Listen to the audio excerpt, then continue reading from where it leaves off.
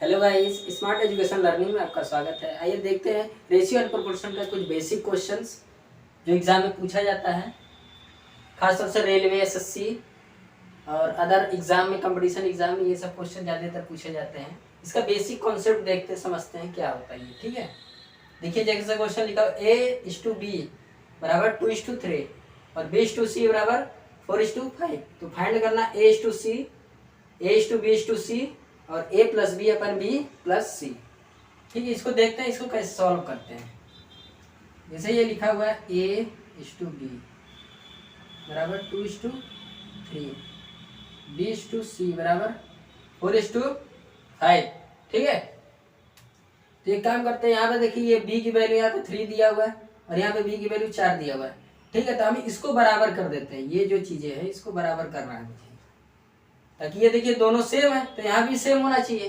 तो एक काम करते हैं, इसको बराबर करने के लिए मिनिमम वैल्यू से मल्टीप्लाई कर देते हैं। इसको अगर 4 से मल्टीप्लाई कर दूँ और इसको 3 से, तो ये बराबर हो जाएगा। 3 चौक का 12 और 3 चौक का 12। ठीक है, बराबर हो जाएगा। तो अब क्या करते हैं, इसको ऐसे लिख देते हैं 8 और ये 12 और नीचे वाले कैसे लिख देंगे 12:15, A:B और B:C। अब देखिए ये जो B की वैल्यू है दोनों तरफ बराबर हो गई, तब इसको हम ऐसे लिख सकते हैं A:B:C। एक पर क्या है 8, एक का 8 है, B का 12 है और C का 15 है। इस तरीके से ये आ गया। ठीक है, A:B:C बराबर 8, 12, 15। देखिए पहला क्वेश्चन तो सॉल्व हो गया। ठीक है, अब इसको दूसरा वाला सॉल्व करना है। जैसे A:C पूछ रखा है तो A:C देखिए इसमें कैसे आएगा, ए पार्ट ले लो और C पार्ट ले लो। A:C, A के नीचे 8 और C के नीचे 15, ये हो गया A:C। ठीक है, अब देखते हैं ये A+B और B+C, इसको कैसे लिखते हैं। A की क्या वैल्यू है 8 और B का 12 अपान B का कितना है 12 फिर से, और C कितना दिया है 15।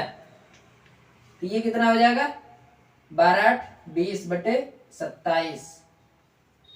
ये हो जाएगा रेशियो। ठीक है, यही हो जाएगा इसकी वैल्यू।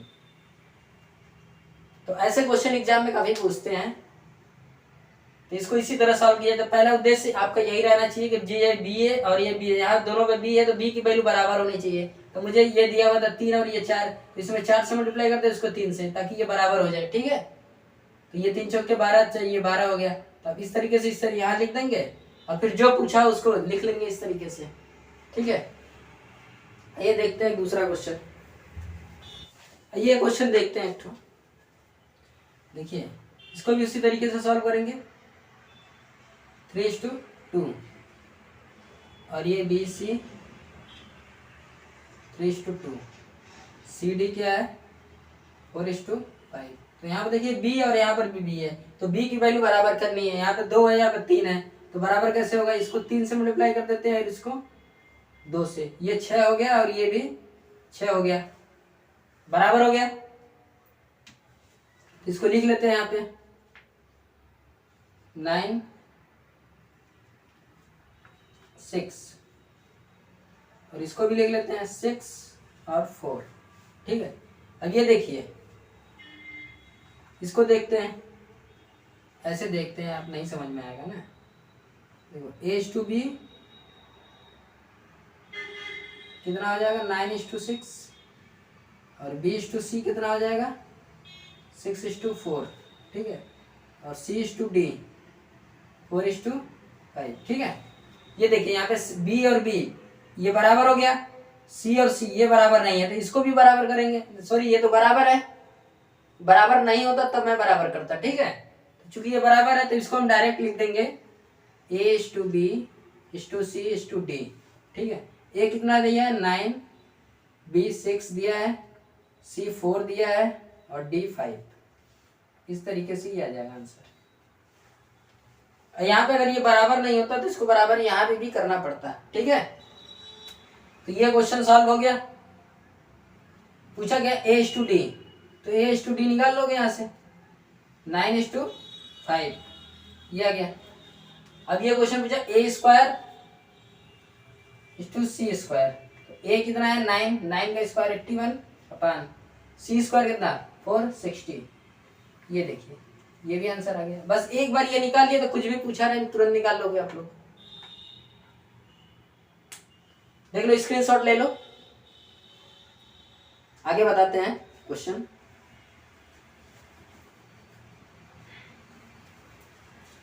देखिए इसी में एक क्वेश्चन और बता देते हैं हम आपको, इसको मिटा के। जैसे मान लीजिए आपसे ये पूछ दिया जाए a plus B upon C plus D, ये क्वेश्चन काफी पूछा जाता है। इसको कैसे सॉल्व करेंगे? a की वैल्यू 9, b की वैल्यू 6, c की वैल्यू 4, d की वैल्यू 5, ये कितना 15/9, 3 से डिवाइड करेंगे तो 5/3, ये आ जाएगा आंसर। इस तरीके से सॉल्व करते हैं।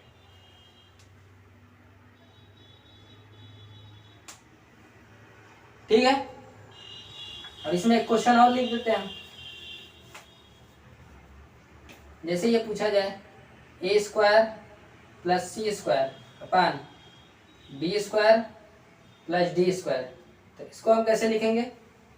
ए स्क्वायर, ए की वैल्यू 9, 9 का स्क्वायर 81 प्लस सी का स्क्वायर 16 और बी का स्क्वायर 36, डी का स्क्वायर 25, ये कितना हो जाएगा 97 अपन 61। ठीक है, ये देखिए आंसर आ गया। तो इस तरीके से हम सॉल्व करेंगे इसको। तो अगला क्वेश्चन देखते हैं, इसको छापिए। जैसे ये देखते हैं, ये क्वेश्चन है दो संख्याएं a तथा b हैं, इनके बीच का अनुपात a/b बराबर 7/10 दिया हुआ है।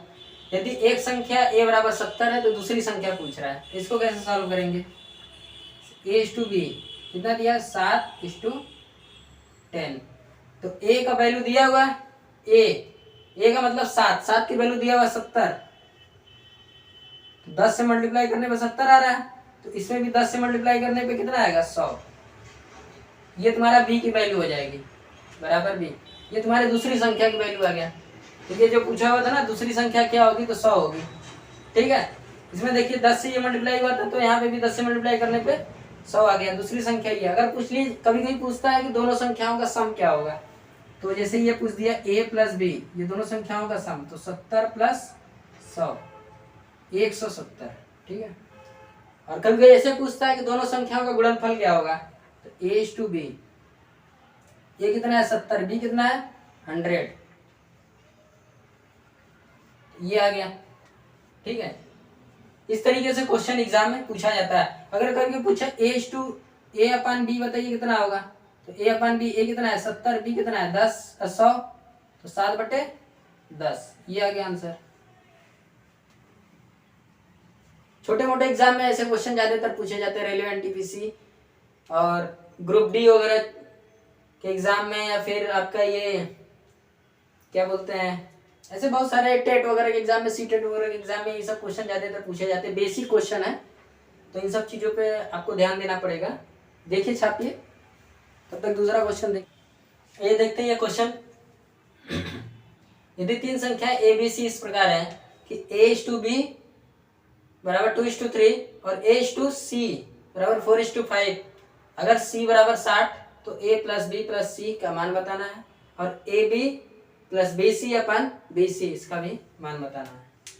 तो बस वही तरीका है, a/b बराबर 2/3 और a/c 4/5। अब देखिए यहाँ पे a है और यहाँ पर b है, और वैल्यू इसको भी बराबर करना पड़ेगा आपको। तो ये 2 है और ये 4 है, तो इसको बराबर करने के लिए ऊपर वाले को 2 से मल्टीप्लाई करना पड़ेगा, और नीचे वाला तो 2 से मल्टीप्लाई करेंगे तो ये खुद ही 4 हो जाएगा, और ये 4 दिया हुआ है, तो नीचे वाले से मल्टीप्लाई नहीं करना पड़ेगा, तो मतलब 1 से मल्टीप्लाई करना पड़ेगा। तो इसको हम ऐसे लिख देते हैं 4/6, और ये लिखा हुआ था 4/5 सॉरी 1 a/b/c कितना हो जाएगा, a 4 b 6 और c 5। देखिए a 4 b 6 और c 5, ये बराबर है, तो ये हो जाएगा।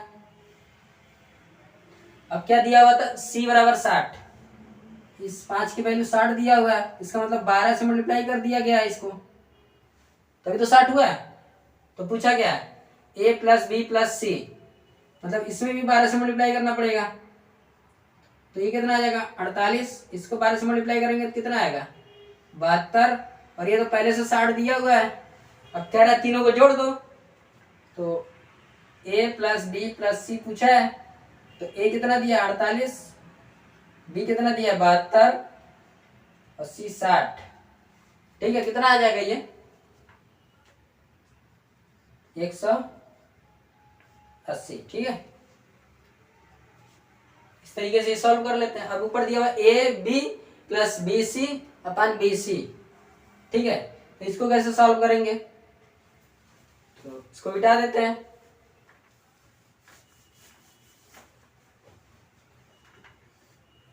ए बी की वैल्यू कितना दिया है 48, तो अब या तो इसको रखिए और या तो यही वाला वैल्यू रख दीजिए, क्योंकि ये देखिए यहाँ से कट जाएगा। ठीक है, ऊपर नीचे, तो हम इसी को रखते हैं जो ये रेशियो निकाले हैं। तो ए की वैल्यू कितना दिया 4, बी कितना दिया हुआ है 6 प्लस बी कितना दिया हुआ है तो 6 और सी 5 अपन बी कितना दिया हुआ है 6 और सी 5,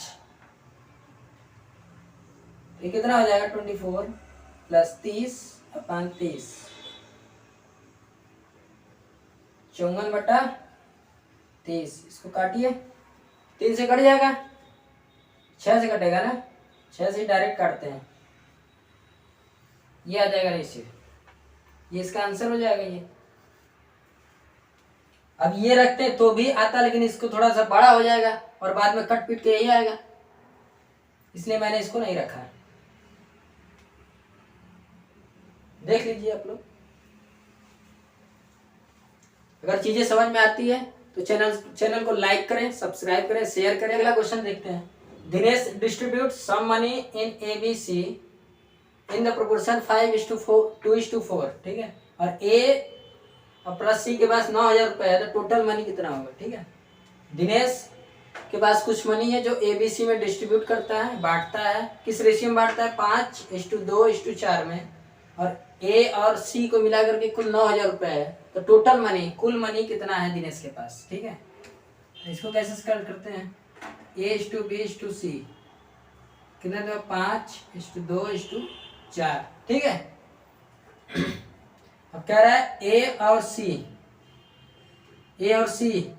ए के पास 5 रुपया है और सी के पास 4, दोनों को मिलाकर के कितना हो जाएगा 9 की वैल्यू कितना दिया है 9,000, ये दिखा है ना ए प्लस सी। तो इसी तरीके से मैं करूंगा, तो 9 की वैल्यू 9,000, तो 1 की वैल्यू 1,000। पूछा टोटल मनी, मतलब ए के पास 5 रुपया, बी के पास 2 और सी के पास 4, तो टोटल कितना हो जाएगा 5 + 2 + 4 बराबर 11। 11 की वैल्यू कितना हो जाएगा, 1 का इतना, तो 11 का कितना हो जाएगा 11,000 सॉरी। तो टोटल मनी कितना हो जाएगा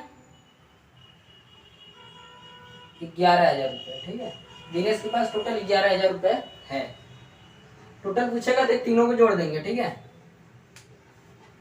आइए एक क्वेश्चन और देखते हैं।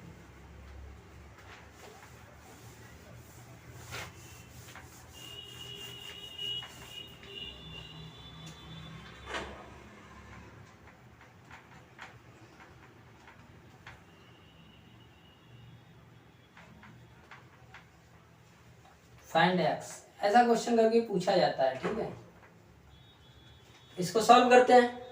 तो इसको सॉल्व करते कैसे हैं, जैसे इसको ऐसे लिख लेते हैं, ये वाला एक नीचे लिख लेते हैं। ठीक है, बराबर 5/8 ऐसे लिख लेते हैं इसको। अब इसको सॉल्व करते हैं, तो इधर इसको मल्टीप्लाई कर देते हैं, इसको इधर मल्टीप्लाई कर देते हैं। पहले काट लेते हैं इसको। ठीक है, 0.15 15×5 = 75 होता है, तो ऐसे काट लिया। अब इसको मल्टीप्लाई करेंगे तो कितना आएगा 15/8 120 आंसर।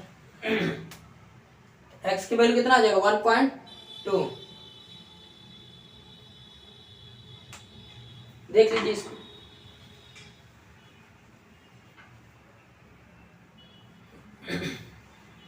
अच्छा, अगर आप लोगों को डेसिमल में जोड़ घटाना गुणा भाग दिक्कत होता होगा तो देखिए हम कैसे इसको काट लेते हैं। कंफ्यूजन रहता होगा ना कि कहाँ डेसिमल लगाना है। देखिए इसको हम इसको मान लेते हैं कि यहाँ पे डेसिमल लगा ही नहीं है, ठीक है। तो ये कितना 15 × 5 = 75, 15 आता है। क्योंकि 2 ऐसे लगा हुआ था, 2 अंक पे दशमलव लगा हुआ था, तो हम भी 2 अंक पे लगा देते हैं यहाँ पे। अब लग गया, ये हो गया।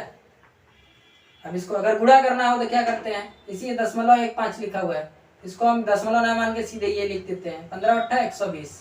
2 अंक पे दशमलव लगा हुआ था, 2 अंक पे मैं लगा देता हूँ, तो ये आ जाएगा 1.2। ऐसे करते हैं। दशमलव का हिसाब किताब बाद में रखते हैं।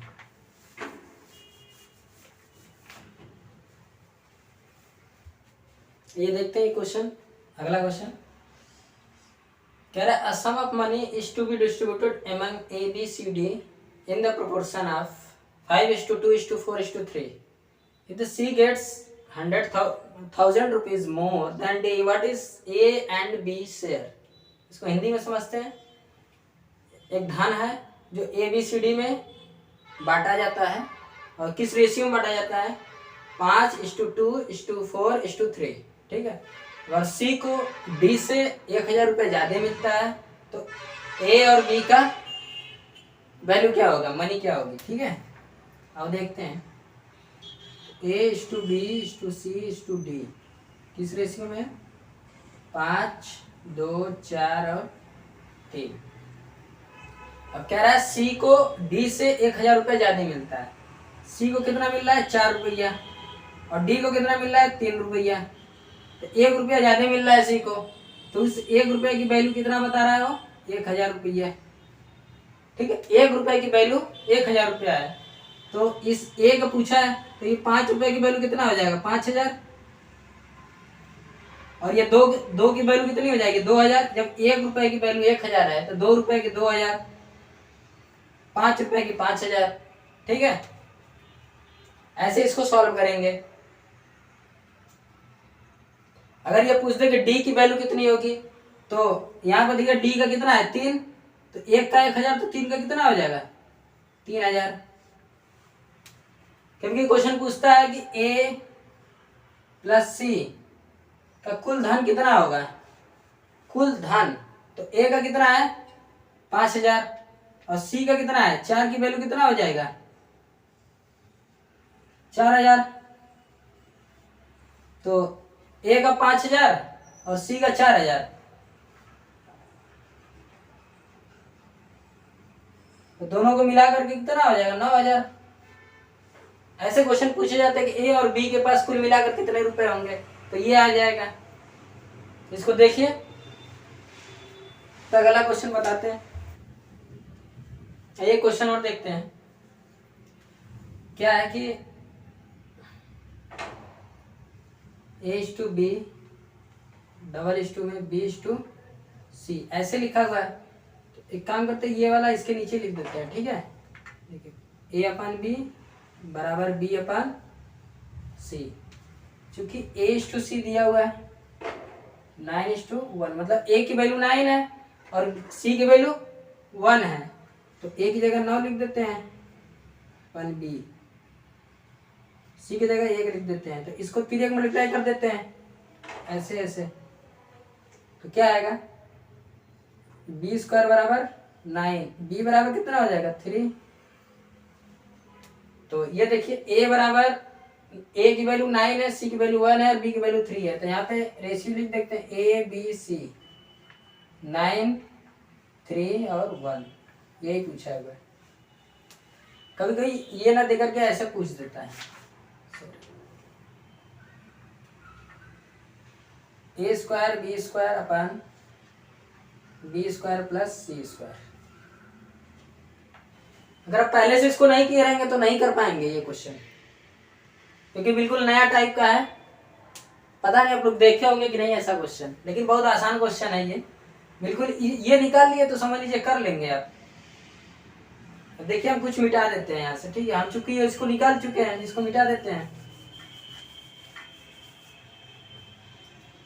देखिए वैल्यू रखना बताए थे, ए स्क्वायर मतलब ए की वैल्यू 9, 9 का स्क्वायर 81, बी स्क्वायर 9 और फिर से बी स्क्वायर 9 और सी का स्क्वायर 1, कितना हो जाएगा 90/10, 9/1। इसको 9 भी लिख सकते हैं, 9/1 भी लिख सकते हैं, जैसा ऑप्शन में दिया रहे। देख लीजिए आप लोग इसको अच्छे से। यहाँ पे मैंने प्लस लिखा है, माइनस भी हो सकता है, कुछ भी हो सकता है, उसको आप डील करिएगा। Thank you very much. देखिए अगर चीज़ें समझ में आती है तो चैनल को लाइक करें, सब्सक्राइब करें, शेयर करें, और इसी तरीके से अगर चीज़ें को सीखना हो, जानना हो सिंपल तरीके से, तो मेरे चैनल को लाइक करें, सब्सक्राइब करें, ठीक है। और नए नए अपडेट पाते रहिए और इसको पढ़ते रहिए, नोट्स भी बनाते रहिए, ठीक है। और ये काफ़ी इजी तरीके से मैं बताऊंगा, और लोगों को भी बताइए तो ठीक रहेगा। Thank you.